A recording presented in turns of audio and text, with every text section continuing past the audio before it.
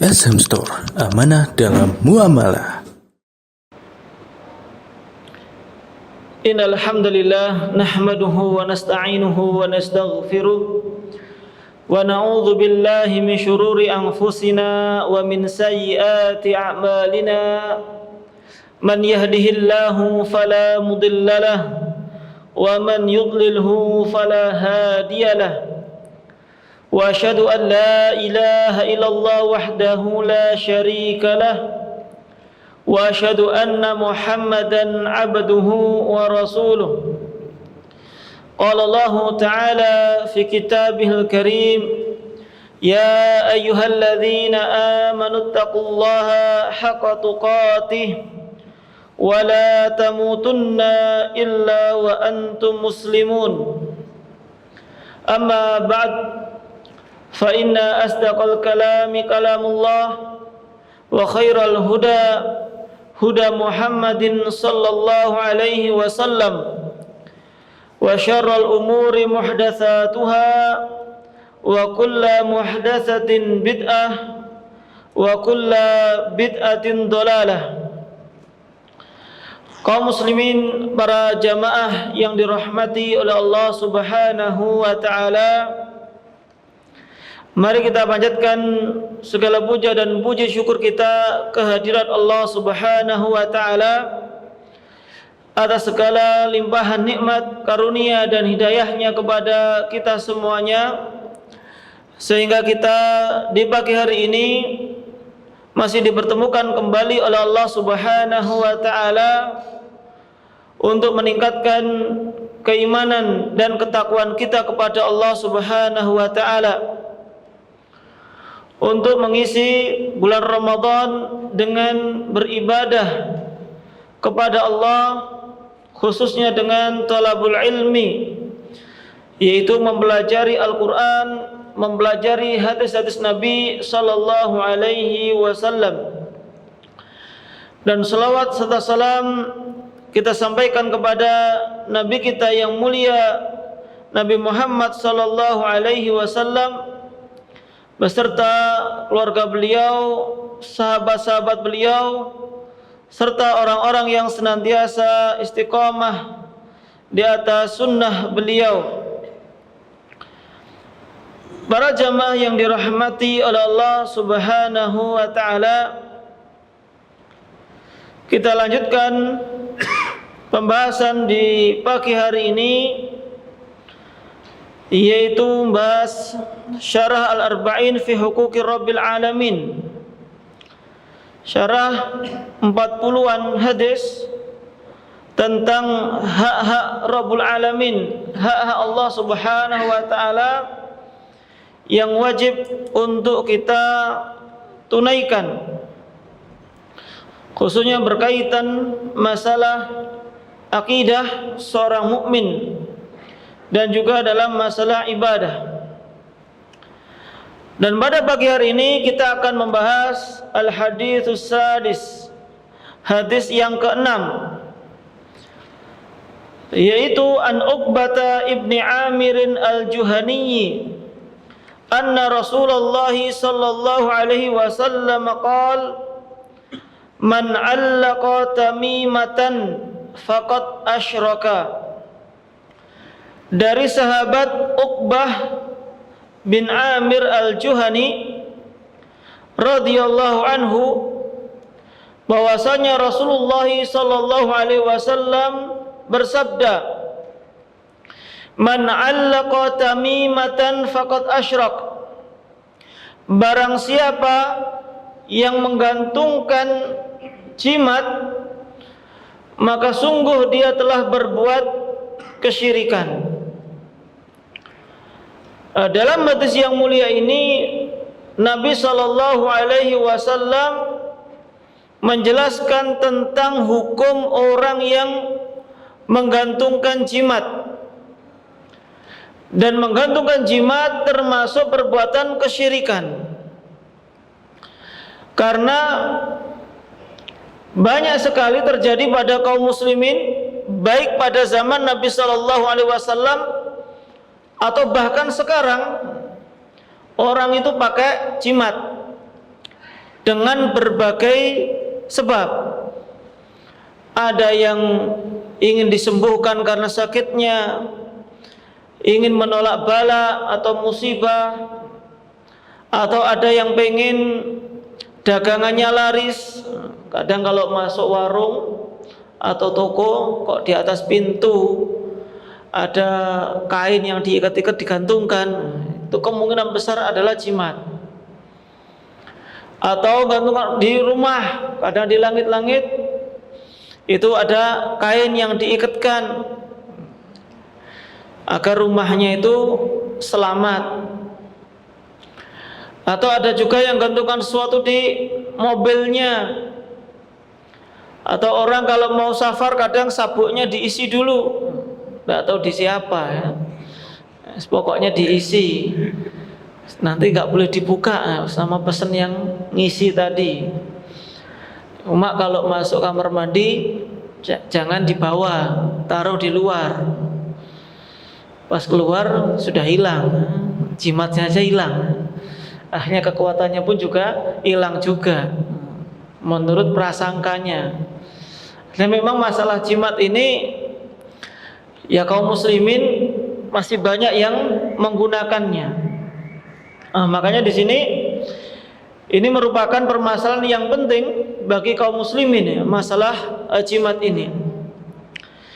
Maka di dalam syarahnya di sini jelaskan pembicaraan masalah jimat itu ditinjau dari dua sisi. Yang pertama berkaitan dengan maknanya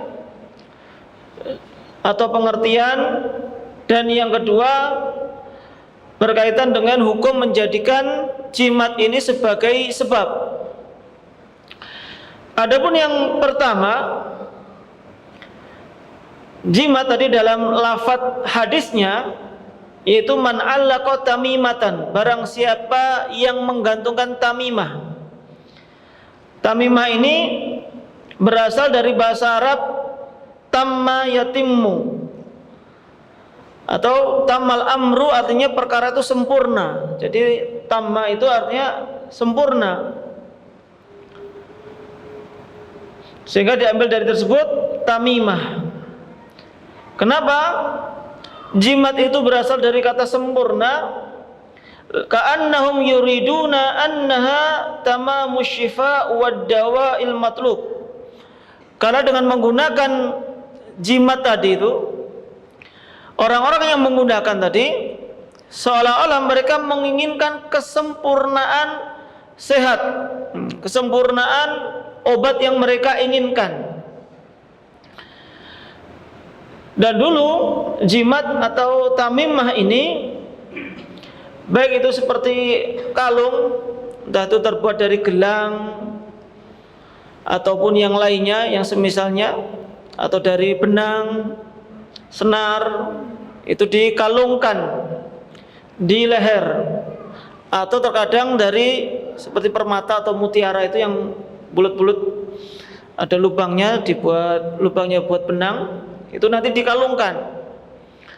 Dulu awalnya itu digunakan untuk menangkal ain, atau kalau kena ain untuk mengobati penyakit ain. Sehingga ketika dikalungkan, mereka berharap bisa mendapatkan kesembuhan yang sempurna tadi. Kenapa namanya tamimah? Sehingga ini tamimah menjadi istilah, yaitu ya jimat. Apa saja yang dikalungkan atau digantungkan yang kita berharap sesuatu dengan jimat tersebut, entah itu untuk mendatangkan manfaat atau menolak madarat. Itu dari sisi maknanya. Adapun dari sisi yang kedua, bahwasanya menggantungkan jimat ini dianggap sebagai sebab. Maka di sana ada beberapa poin permasalahan dalam masalah ini. Poin yang pertama, yang dimaksud dengan sebab itu sendiri. Sebab kullu ma yatawassal bihi ila ghairihi. Segala sesuatu yang bisa mengantarkan, menyampaikan kepada yang lain. Contoh misalkan saya sekarang sedang berbicara. Kalau saya berbicara nggak pakai mic, mungkin yang di belakang sana nggak bisa mendengar atau dengar lirih, nggak jelas. Maka untuk bisa menyampaikan suara saya ke belakang pakai mic, pakai speaker, maka mic sama speaker ini adalah sebab mengantarkan sesuatu. Saya pengen pergi keluar kota. Untuk bisa sampai keluar kota harus ada sebabnya. Entah jalan kaki kalau nggak capek ya, atau naik motor atau naik mobil. Nah, ini semuanya adalah sebab. Itu yang dimaksud dengan sebab. Atau orang pengen sehat dari sakit, maka minum obat. Itu adalah sebab. Jadi itu yang dimaksud dengan sebab yang mengantarkan sesuatu kepada hal yang lainnya. Kemudian yang kedua, poin yang kedua, sebab itu terbagi menjadi dua. Yang pertama, asbabun tabi'iyatun qadariyah. Sebab tabi'i, sebab yang terjadi secara alami. Nanti akan dibahas pada poin yang ketiga yang dimaksud dengan sebab tabi'i. Dan yang kedua, sebab yang kedua adalah sebab syar'i. Juga akan dibahas pada poin nanti. Intinya di sini, poin yang kedua, kita memahami bahwa sebab itu ada dua, yang bisa terjadi secara alami, dan yang kedua sebab syar'i. Masuk pada perincian, yaitu poin yang ketiga yang dimaksud dengan al-asbabul qadariyah atau al-asbabut tabi'iyah al-qadariyah, sebab yang terjadi secara alami,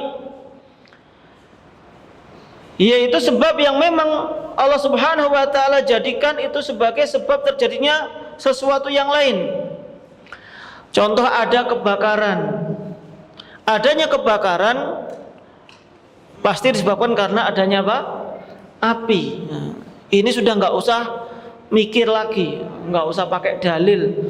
Itu adanya kebakaran pasti karena adanya api. Jadi Allah Subhanahu wa taala menjadikan adanya kebakaran dengan adanya api tadi. Nah, sekarang kita juga bisa melihat satu sama yang lainnya. Kenapa kok bisa melihat? Ya karena ada matahari yang menyinari. Nah, kalau malam, bagaimana kok bisa melihat? Ya karena ada lampu. Ini sudah sebab yang secara alami kita pun memahaminya. Nggak perlu dalil, nggak perlu uji coba, nggak perlu ribet untuk mengetahuinya.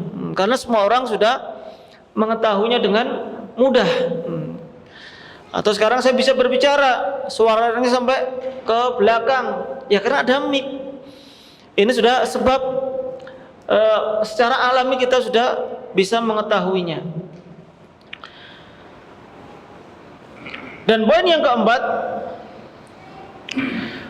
perlu diketahui bahwasanya sebab-sebab tadi itu tidaklah berdiri sendiri untuk bisa menimbulkan akibat tadi. Artinya pasti ada faktor sebab yang lainnya. Harus terkumpul banyak sebab. Suara saya nyampe belakang karena ada mic, ada speaker.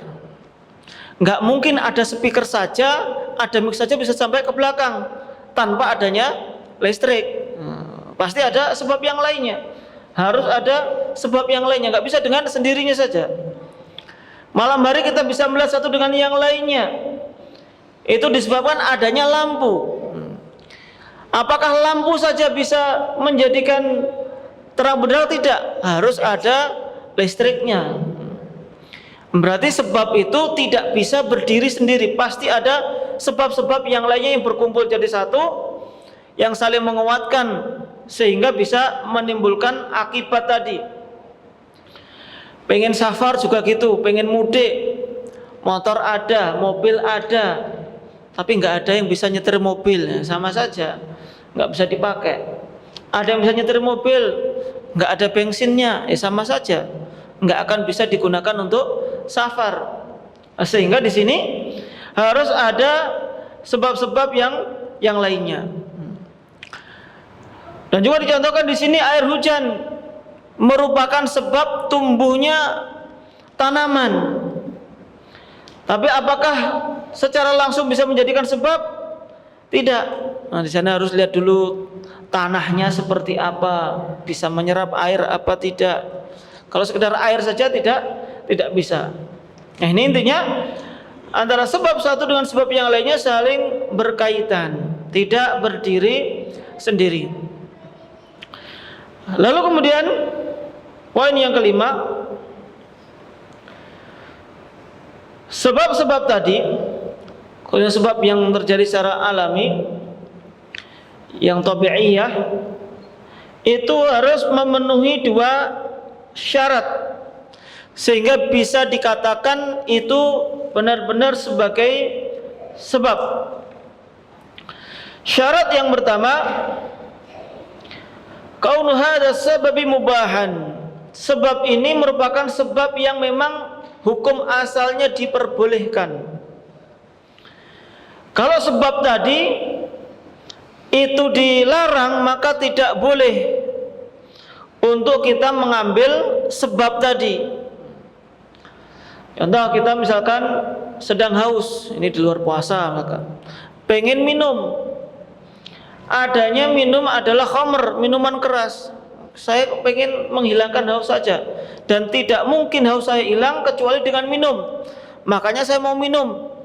Tapi kalau yang diminum adalah khamr, maka nggak boleh, karena khamr hukumnya adalah haram. Tidak boleh kita minum khamr. Orang misalkan pengen punya anak tapi zina, ya karena pengen punya anak harus punya istri, tapi di sini berbuat zina. Meskipun berbuat zina bisa berpotensi punya anak, akan tetapi karena sebabnya ini tidak syar'i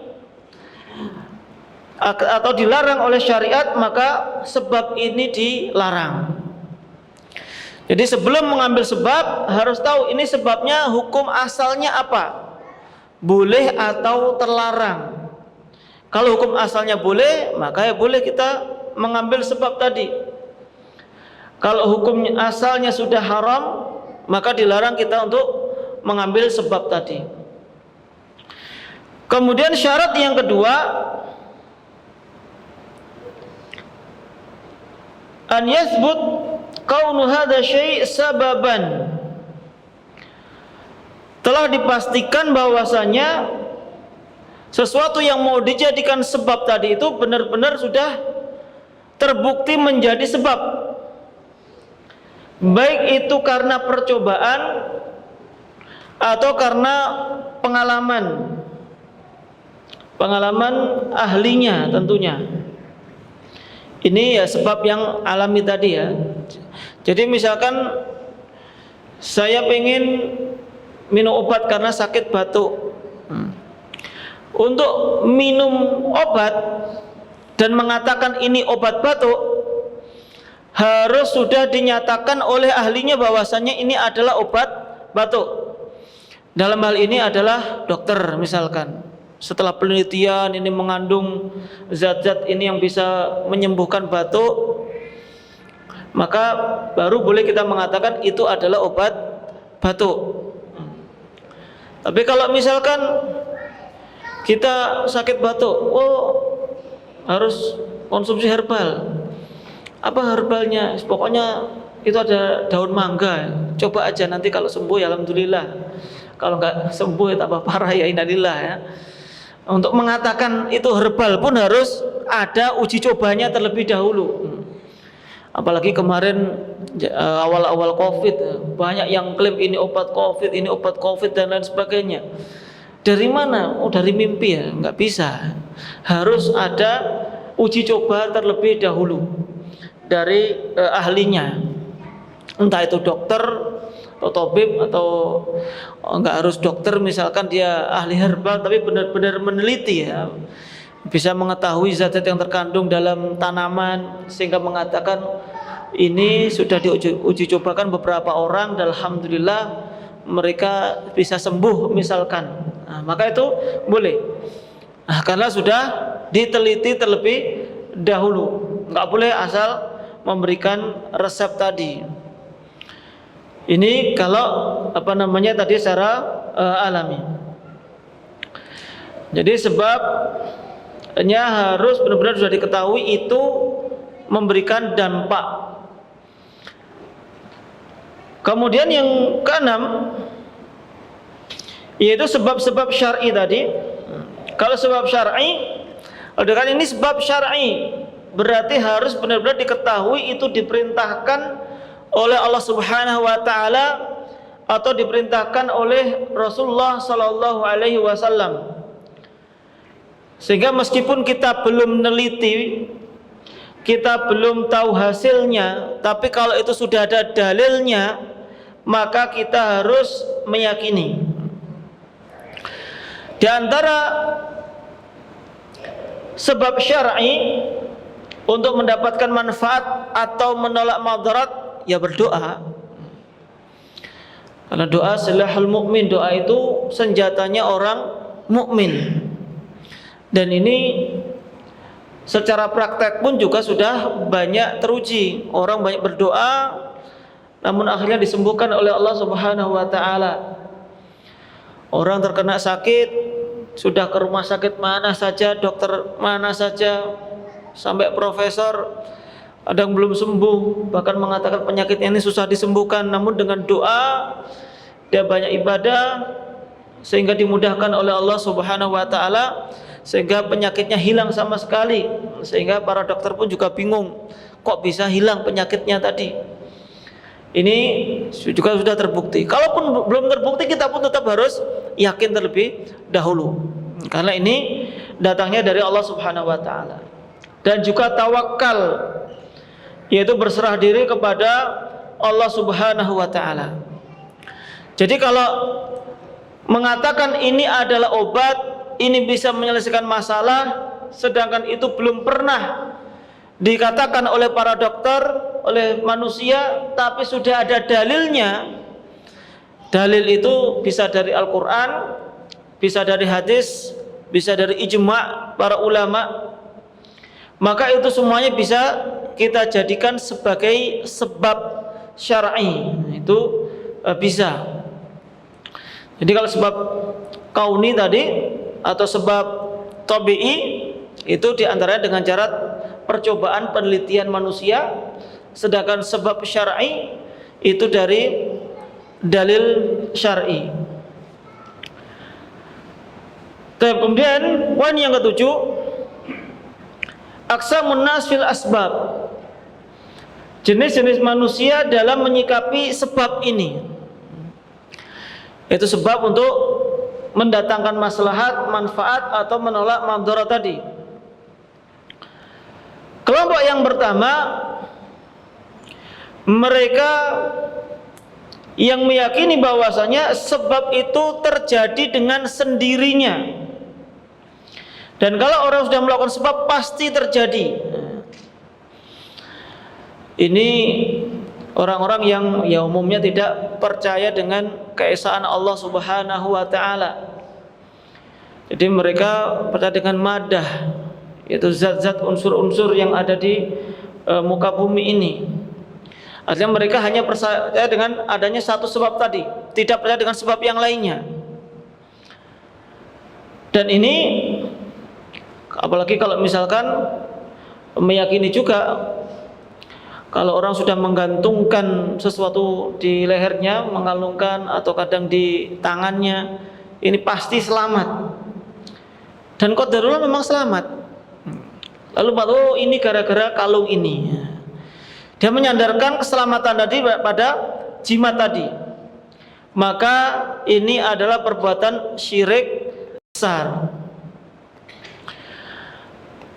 Kalau orang misalkan menahan hujan dengan pawang hujan, lagi cuma apa itu ya, kayak mangkok itu dipukul-pukul, mau diputer-puter, oh nggak jadi hujannya turun gara-gara ini.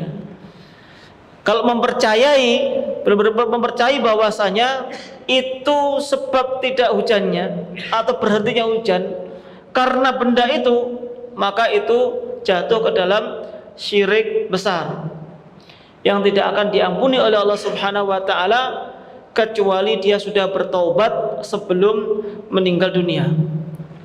Karena kenapa di sini dikatakan syirik besar? Karena dia meyakini ada yang mengendalikan sesuatu kecuali Allah Subhanahu wa taala. Karena dia telah berbuat kesyirikan atau meyakini ada pencipta lain selain Allah Subhanahu wa taala. Lagi kalau orang misalkan yang dulu pergi ke Ponari, kalau zaman sekarang mungkin nggak kenal Ponari ya, tapi beberapa tahun yang lalu yang masih kenal Ponari, kalau bawa air minum nanti dicelupkan sama batunya, yang sakit jadi sehat, rezekinya jadi lancar. Maka kalau meyakini batunya itu yang menjadi sebab akan kesehatannya, maka dia jatuh ke dalam syirik besar. Ini jenis yang pertama. Jenis yang kedua,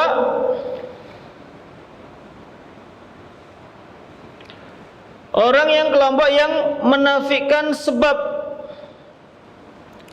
Artinya antara satu dengan yang lainnya itu tidak berkaitan. Ya meskipun ini untuk saat ini jarang kita jumpai.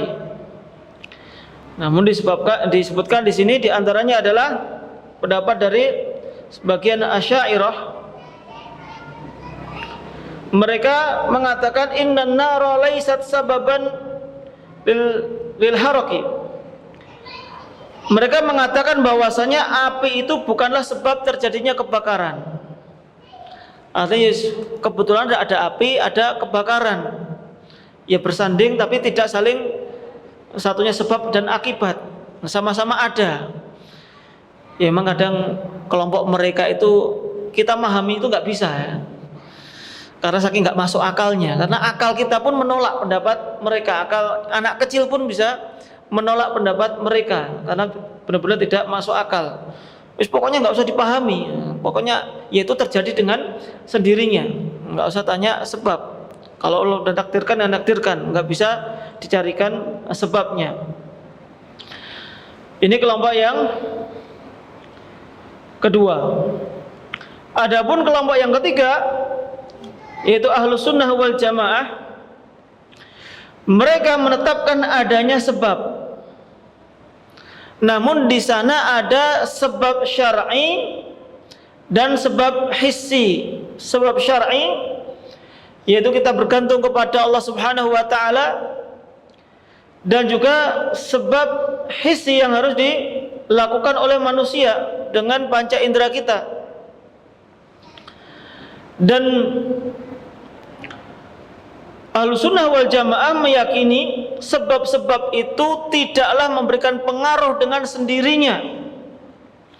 Akan tetapi itu semuanya sebab yang menentukan hanyalah Allah Subhanahu wa taala. Jadi orang sakit, sebab hisinya, sebab tabi'inya minum obat. Kita harus meyakini bahwasanya minum obat di antara sebab untuk bisa sembuh. Tapi yang bisa menyembuhkan hanyalah Allah Subhanahu wa taala. Karena memang banyak juga orang yang sudah minum obat tapi nggak sembuh. Itu berarti membuktikan sebab ini bukan yang menjadikan orang itu sembuh. Orang pengen punya anak tadi misalkan. Sebab syar'inya apa? Menikah. Tapi yang bisa menjadikan punya anak siapa? Allah Subhanahu wa taala. Karena memang bisa jadi orang sudah melakukan sebab tapi tidak bisa mendapatkan apa yang diinginkan. Ya karena memang Allah Subhanahu wa taala belum menghendakinya. Sudah nikah tapi belum punya anak. Berarti di sini dia belum ditakdirkan punya anak. Ya meskipun kita semuanya ketika melakukan sebab tadi akhdul asbab, yaitu mau mengambil sebab, berusaha, itu untuk menunjukkan ketawakalan kita kepada Allah Subhanahu wa taala, ketergantungan kita kepada Allah, kepasrahan kita kepada Allah Subhanahu wa taala. Ya namanya sebab itu belum pasti. Namanya sebab itu belum pasti. Kita keluar rumah supaya selamat bagaimana? Baca doa keluar rumah. Naik kendaraan baca doa naik kendaraan. Itu semuanya sebab. Tapi yang memberikan keselamatan siapa? Allah Subhanahu wa taala. Apakah ketika kita sudah baca doa keluar rumah, sudah baca doa naik kendaraan pasti selamat? Pasti tidak kecelakaan? Ya belum tentu. Karena yang bisa menyelamatkan hanyalah Allah Subhanahu wa taala. Tapi juga jangan kita tertipu juga, saya sudah doa atau kecelakaan berarti doanya enggak manjur. Ya enggak boleh, karena doa itu adalah untuk menunjukkan ketawakalan kita kepada Allah Subhanahu wa taala, untuk membantu kepasrahan kita kepada Allah Subhanahu wa taala. Kalaupun Allah Subhanahu wa taala memberikan keselamatan, alhamdulillah. Ini diantar sebabnya ya karena kita sudah berdoa. Kalaupun qadarullah kecelakaan, kita sudah pasrah. Kita sudah menggantungkan hidup kita kepada Allah Subhanahu wa taala. Tapi Allah memang tidak menentukan kepada kita selamat tadi. Namun setidaknya kita sudah pasrah menggantungkan hidup kita kepada Allah Subhanahu wa taala. Itu kalau masih selamat, meskipun kecelakaan tapi masih hidup. Tapi kalau sudah kecelakaan tadi menggantungkan pada jimat, kemudian meninggal dunia, ya bisa jadi waliyadzubillah meninggal dunia dalam keadaan kesyirikan. Hanya karena dia tadi bawa jimat saja. Sudah di jalan mati, di akhirat pun belum tentu selamat dari api neraka. Tapi kalau tadi dia sudah pasrah kepada Allah, bertawakal kepada Allah, sudah berdoa dan ditakdirkan meninggal dunia, dia meninggal dunia insya Allah dalam keadaan husnul khatimah. Jadi itu pembagian manusia dalam sebab. Dan ada yang macam yang keempat,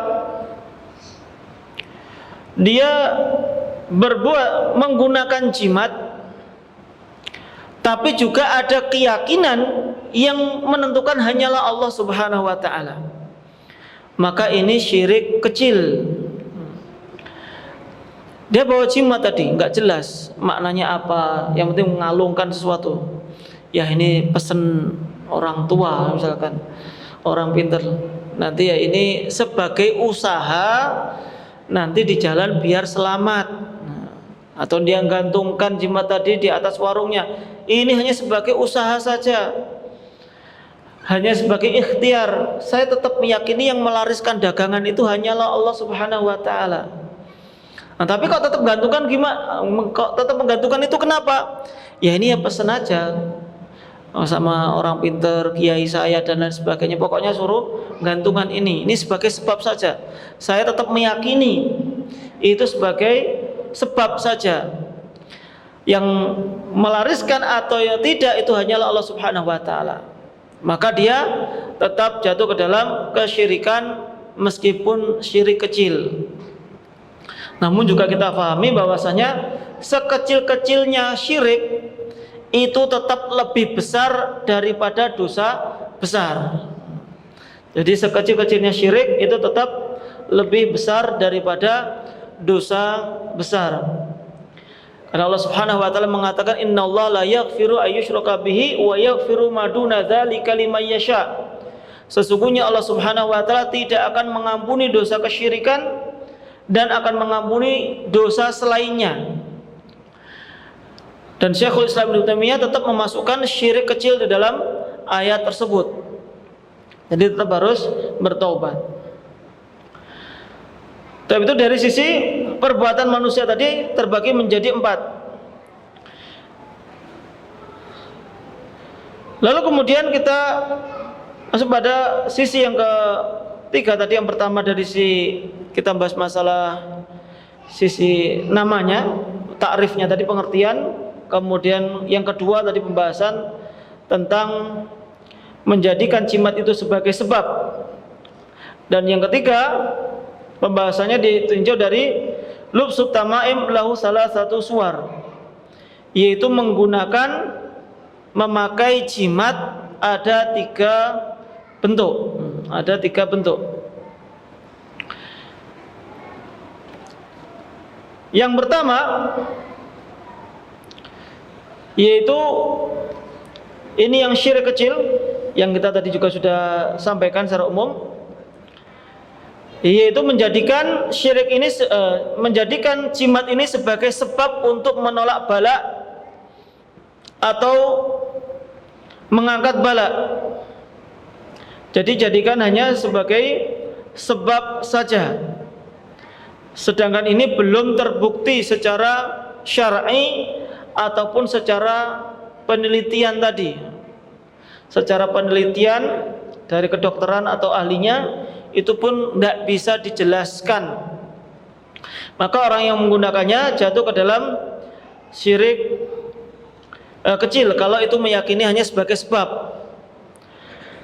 Tapi semuanya kembali kepada niatnya, kembali pada hatinya. Kadang memang di lisannya mengatakan ini hanya sebagai sebab saja, Allah tetap yang menentukan. Tapi secara praktek dia benar-benar menggantungkan tadi itu pada sebabnya tadi. Dari si praktek, kalau itu nggak ada, seolah-olah pasti akan rugi, seolah-olah pasti akan celaka dan lain sebagainya. Kemudian bentuk yang kedua, an yadhunna annaha tanfa'u tadur ala wajhil istiqlal, yaitu menjadikan jimat tadi itu secara zatnya tadi memberikan manfaat atau madarat dengan sendirinya. Ini tadi adalah jimat-jimat yang dilakukan pada umumnya tadi sebagai pembawa keberuntungan dan lain sebagainya. Nah, ini yang ketiga, orang yang menggantungkan jimat tadi berisi ayat-ayat Al-Quran atau berisi zikir-zikir kepada Allah Subhanahu wa ta'ala. Nah, untuk yang macam ketiga ini, bentuk yang ketiga ini diperselisihkan oleh para ulama.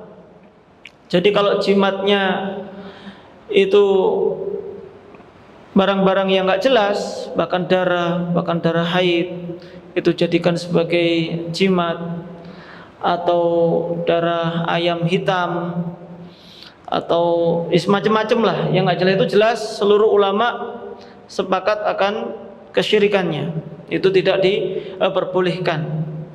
Nah, sekarang kalau jimatnya itu berisi ayat-ayat Al-Quran, ayat-ayat Al-Quran yang jelas ya, yang benar-benar bisa dibaca atau benar-benar dari ayat Al-Quran. Tapi kalau juga sekedar tulisannya itu Arab tapi nggak jelas, Arab tapi nggak jelas, maka itu nggak ada perselisihan. Seluruh ulama juga sepakat akan keharumannya. Kadang ada huruf hakku di pinggir-pinggirnya huruf nggak jelas, atau huruf-huruf yang lainnya. Atau kalau misalkan menggunakan ayat Al-Quran tapi ditaruh di tempat yang kotor, di tempat taruh kamar mandi, waliyadzubillah. Ya, bagi kita mungkin nggak bayangkan akan ada orang melakukan seperti itu, tapi nyatanya ada. Mereka menaruh ayat Al-Quran di kertas, ditulis di kertas, dilipat dan lain sebagainya. Kadang dimasukkan kamar situ banyak sekali kotoran manusia dicampur. Nah, itu juga seluruh ulama sepakat akan keharumannya. Itu tidak diperbolehkan karena itu jelas menghinakan ayat-ayat Al-Quran. Meskipun tulisannya Al-Quran sangat jelas, itu diyakini membawa keberuntungan ataupun tidak, itu pun tetap hukumnya diharamkan. Nah, sekarang yang diperselisihkan tadi, kalau nulis ayat Al-Quran di kertas, ya dibawa kemana-mana. Atau kadang itu kalau antum sering ke pasar, atau di toko lah, itu kan ada kotak penyimpanan uang biasanya.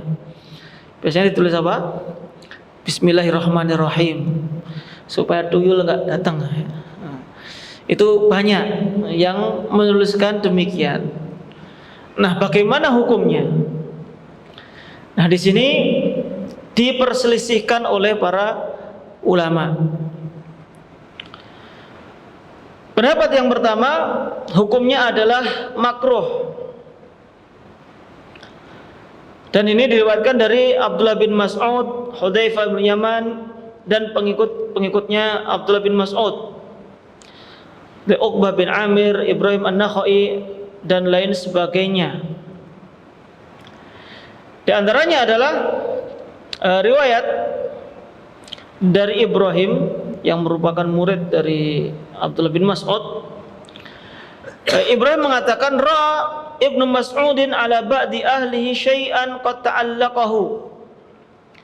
Abdullah bin Mas'ud melihat sebagian keluarganya itu menggantungkan sesuatu. Lalu Abdullah bin Mas'ud pun langsung melepasnya dengan lepasan yang keras, dengan langsung mengucapkan ucapan yang menegur mereka dengan teguran yang keras. Inna ala ibn Mas'ud aghniya'u anisyirki. Sesungguhnya keluarga Abdullah bin Mas'ud tidak butuh kepada kesyirikan. Karena memang sebelumnya juga istri dari Abdullah bin Mas'ud, yaitu Zainab, yang merupakan istri beliau, itu pernah melakukan hal demikian. Abdullah bin Mas'ud radhiyallahu anhu pernah mengatakan, innar ruqa wat tamaima wat tiwala syirkun. Sesungguhnya ruqyah, ini ruqyah yang tidak dengan hanya campi-campi, bukan dengan ayat Al-Qur'an, dan jimat serta tiwalah itu ilmu pelet, itu adalah bentuk kesyirikan. Ketika Abdullah bin Mas'ud mengatakan demikian, istrinya pun bertanya, Zainab tadi, kenapa kok engkau tiba-tiba mengucapkan demikian? Sedangkan aku dulu, wallahi saya dulu, yaitu Zainab mengatakan, kanat aini taqdifu wa kuntu akhtalifu ila fulanin al-yahudi yarqini. Karena dulu mata saya itu suka gerak-gerak sendiri, kan ada orang yang suka gerak-gerak sendiri matanya, kayak kedip-kedip sendiri lah. Kedutan ya, kedutan. Sehingga saya dulu pergi kepada orang Yahudi, kemudian dibacakan jampi-jampi. Setiap kali dibaca jampi-jampi sembuh. Ini terbukti sebenarnya. Tapi ketika mendengar itu, Abdullah bin Mas'ud, yaitu suaminya tadi, mengatakan, inna madzaka amalu syaitan. Itu sebenarnya adalah perbuatannya syaitan yang tadi jampi-jampi oleh orang Yahudi tadi, sehingga memang bisa menyebabkan sembuh atas izin dari Allah Subhanahu wa taala. Tapi itu adalah dari syaitan, istidraj dari Allah Subhanahu wa taala. Karena memang orang datangi dukun pun kadang juga bisa sembuh. Tadi juga dari ponari itu pun juga memang bisa sembuh, tapi itu hakikatnya adalah perbuatan syaitan. Lalu Abdullah bin Mas'ud radhiyallahu anhu memberikan nasihat kepada istrinya, innama kana yakfiki an taquli, cukup bagimu untuk berdoa sebagaimana yang dicontohkan oleh Nabi sallallahu alaihi wasallam, adhibil ba'sa rabban nas ishfi anta syafi la shifa illa shifa'uk syifaan la yughadiru saqama. Hilangkanlah penyakit itu, Rabban nas, wahai penguasa Rabbnya manusia. Ishfi anta syafi, sembuhkanlah ya Allah, sesungguhnya engkau lah zat yang maha menyembuhkan. La syifa illa syifa'uk, tidak ada kesembuhan kecuali kesembuhan darimu. Syifaan la yughadiru saqama, yaitu kesembuhan yang tidak meninggalkan sakit sedikit pun, artinya sembuh secara total. Jadi ini doa yang diajarkan oleh Rasulullah Sallallahu Alaihi Wasallam. Jadi nggak perlu mendatangi dukun-dukun tadi, orang-orang Yahudi dan lain sebagainya, orang-orang yang tidak percaya dengan ketentuan Allah Subhanahu Wa Taala. Nah, jadi di sini Abdullah bin Mas'ud benar-benar mengingkari, yaitu jampi-jampi atau mantra yang dibacakan orang untuk menyembuhkan sesuatu. Dan juga dari Hudzaifah, beliau pernah berkata, dakhala ala rajulin ya'uduhu. Abdullah bin Mas'ud pernah mengunjungi orang yang sakit. Fawajada fi adudihi khaitan. Lalu mendapati di lengan atas ini ada khait, ada ya bisa gelang atau benang. Lalu ditanya, "Mahadza? Apa itu?" Qala khaitun ruqyali fihi. Ini benang yang sudah dibacakan jampi-jampi atau mantra. Faqata'ahu tsumma qala. Lalu beliau pun langsung memutusnya dan mengatakan, "Lau mitta ma shallaitu alaik." Kalau engkau tetap pakai ini jimat tadi, lalu engkau meninggal dunia, aku enggak akan pernah mau menyolatimu. Ya, karena sudah dianggap keluar dari agama Islam, berbuat kesyirikan. Meskipun di sini dengan jelas yaitu celaan Abdullah bin Mas'ud radhiyallahu anhu kepada orang yang masih menggunakan jimat. Meskipun belum jelas di sini apakah di situ ada Al-Qur'an atau tidaknya. Tapi dalam kisah yang lainnya dari Ibrahim An-Nakhai dikatakan, kanu yakrahuna tamaima kullaha. Dahulu mereka para sahabat membenci jimat semuanya, minal Qur'an wa ghairi Qur'an, baik itu dari Al-Qur'an ataupun selain dari Al-Qur'an. Jadi masih dimakruhkan. Meskipun istilah makruh, kalau dari istilahnya hadis ataupun istilah para sahabat itu ada dua makna. Makruh artinya itu haram, atau makruh yang memang artinya di bawah haram, makruh yang lebih baik ditinggalkan. Jadi memang ada dua ihtimal, ada dua kemungkinan makna makruh menurut para sahabat. Dan juga dikisahkan dari Mughirah rahimahullah, qultul Ibrahim, saya pernah berkata kepada Ibrahim An-Nakhai yang juga murid dari Abdullah bin Mas'ud tadi, u'alliqu fi adudi hadhil ayah, saya pernah mengikatkan di lengan saya, lengan atas ini, yaitu tulisan ya narukuni bardan wa salaman ala Ibrahim, surat Al-Anbiya 69, ketika Nabi Ibrahim dibakar. Sehingga di sini Allah Subhanahu wa taala memerintahkan kepada api untuk menjadi dingin. Artinya yang api saja dengan perintah Allah, kuni bardan wa salaman, itu saja menjadi dingin. Sehingga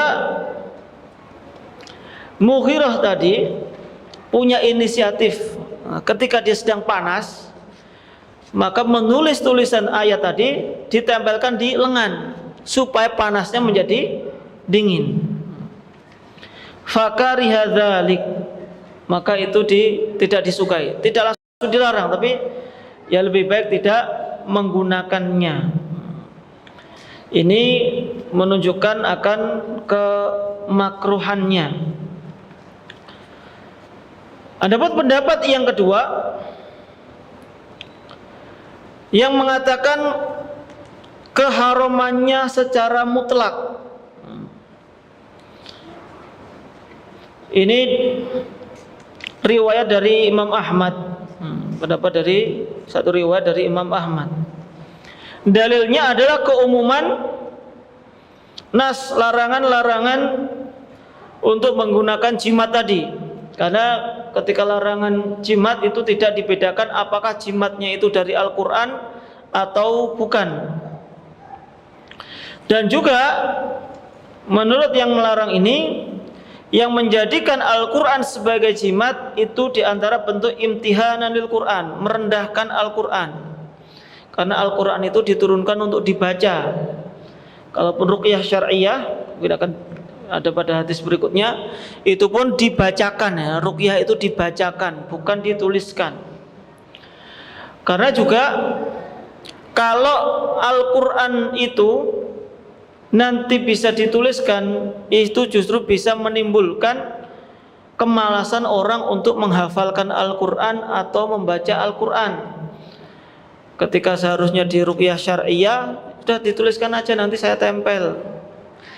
Dan kemungkinan besar pas nempelnya pun juga nggak paham artinya apa, sehingga lebih baik pun tetap tidak melakukan.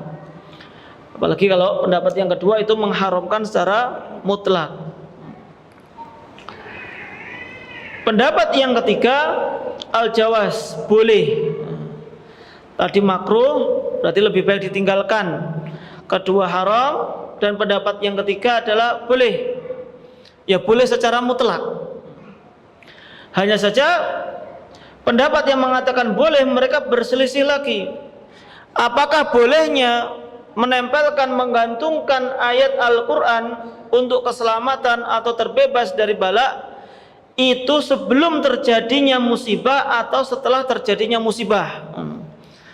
Sebelum terjadinya bala, sesuatu yang tidak diinginkan, atau baru boleh menggunakan tadi kalau memang sudah terjadi musibah atau sesuatu yang tidak diinginkan.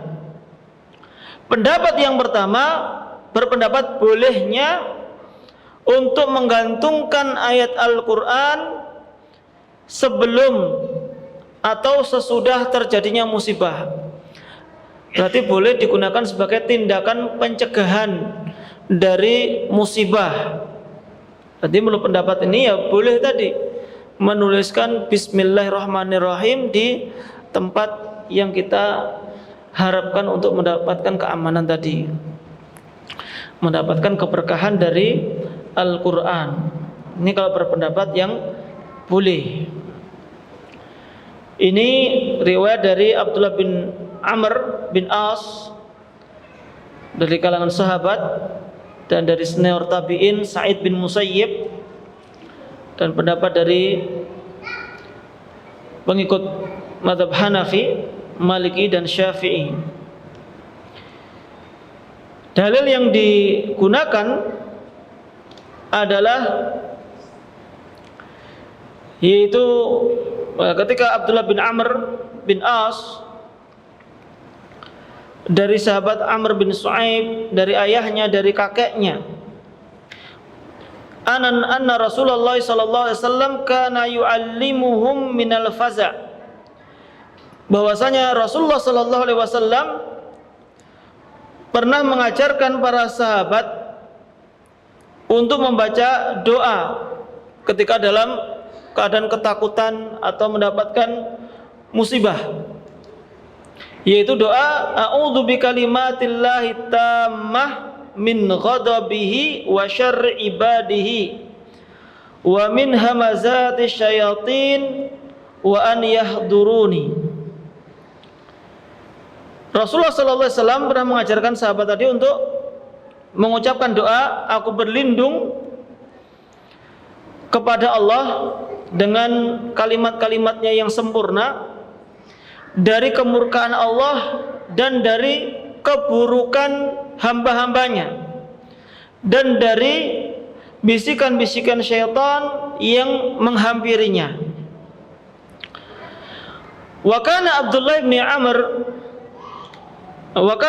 bin Umar yu'allimuhunna man aqala min bainihi, bahwasanya Abdullah bin Umar mengajarkan orang-orang doa tadi supaya mengucapkan, bagi yang bisa mengucapkan dan menghafalkannya.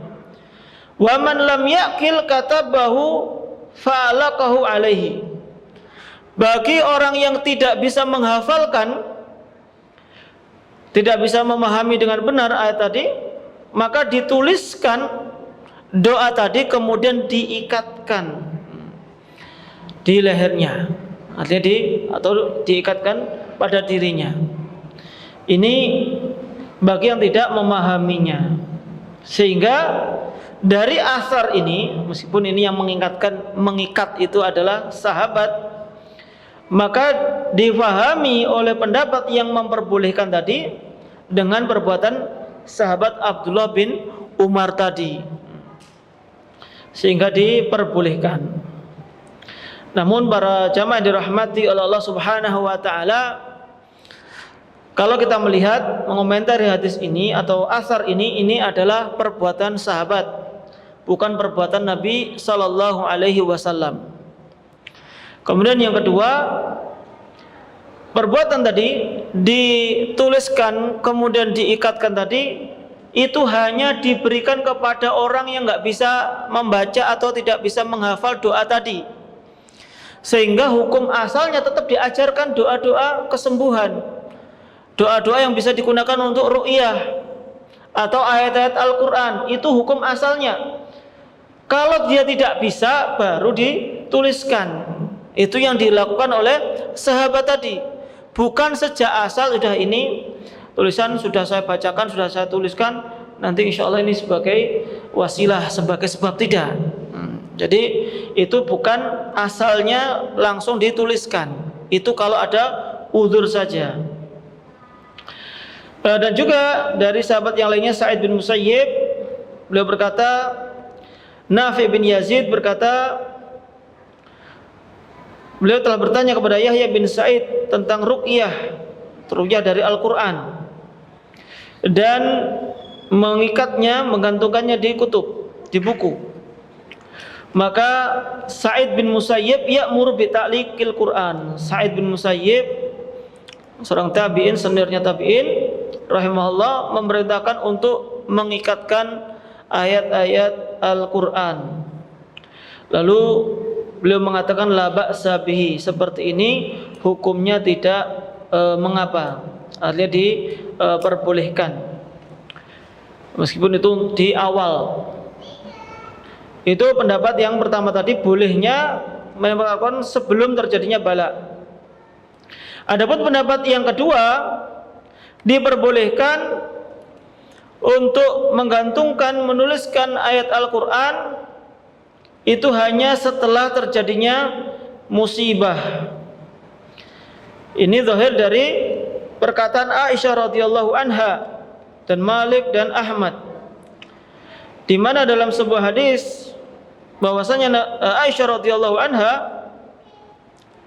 atau dari asar, beliau pernah mengatakan, laisa bitamimatin ma'ulliqa ba'da an yaqa'al bala'u. Bukan termasuk namimah yang dilarang apa yang digantungkan dari ayat Al-Quran setelah terjadinya musibah. Ini zahirnya beliau memperbolehkan menggantungkan ayat Al-Quran tadi kalau setelah terjadinya musibah saja, artinya biar tidak terjadi lagi atau biar terangkat wabahnya tadi atau penyakitnya.